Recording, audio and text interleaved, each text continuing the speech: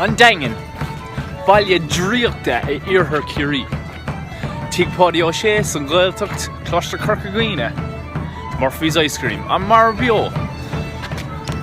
Fungi. An raibh tú riamh anseo sa daingen.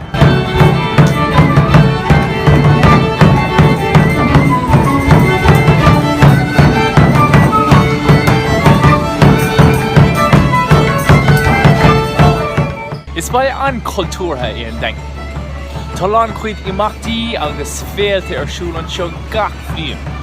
Cosúil le láindrólín lá Philip Stefan. Ach is é other voices.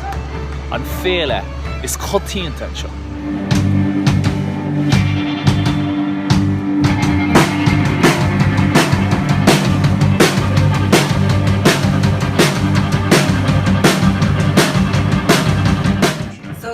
Darioch agus Tommy Cooper the voices mar banstúr an hub. So is féidir cheolaí the voices will are siúr ag na bliantan sonis agus ag an namíta dína hís an so.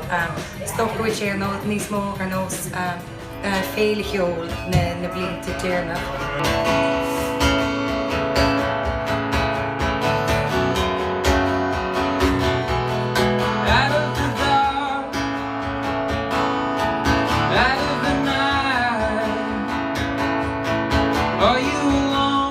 Is mission part go hen féin agus ha an sa bín jingles dagen. Ha an sa chi bli an isis gad out coffee and scoils na hen agus ájas for colors kites na hen and just ájas le balús na hen.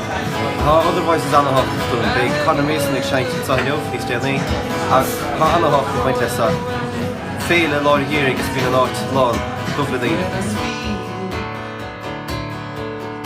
What do I mean?